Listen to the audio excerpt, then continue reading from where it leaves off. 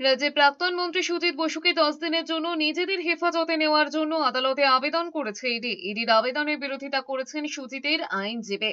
দুপক্ষের সওয়াল জবাবের পর সুজিতের 10 দিনের ইডি হেফাজতের নির্দেশ দিয়েছে আদালত। ইডির আইনজীবী ধীরাজ ত্রিবেদী আদালতে জানিয়েছেন, এখনো পর্যন্ত তদন্তে যা যা উঠে এসেছে সে বিষয়ে জিজ্ঞাসাবাদ করতে সুজিতকে তদন্তকারী সংস্থার হেফাজতে পাঠানো হোক। এছাড়াও ইডির আইনজীবীর বক্তব্য, প্রাক্তন মন্ত্রী হিসেবে তদন্তকে প্রভাবিত করতে পারেন সুজিত। ইডির আশঙ্কা তথ্য প্রমাণ নষ্টেরও চেষ্টা হতে পারে, সেই কারণেই তাকে নিজেদের হেফাজতে চেয়েছে ইডি।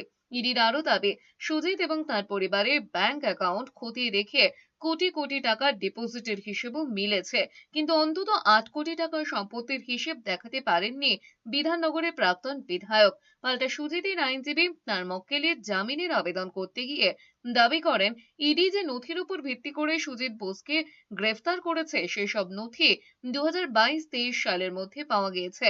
এতদিন পর কেন তাকে জিজ্ঞাসাবাদ করতে চাইছে ইডি? সুজিতের আইনজীবীর দাবি, তদন্তের স্বার্থে নয়, গ্রেফতারের নেপথ্যে অন্য কারণ রয়েছে। প্রসিডিংস চলছে। We are totally রিপ্লাই দেওয়ার আমরা কোর্টেই ইন্ডিয়া ইজ ডুইং ইনভেস্টিগেশন, সেটা আগামী দিনে প্রমাণ হয়ে যাবে। ওনাকে অভিযুক্ত করা হচ্ছে, অভিযুক্ত প্রমাণ হয়নি, কোর্টে প্রমাণ করবে।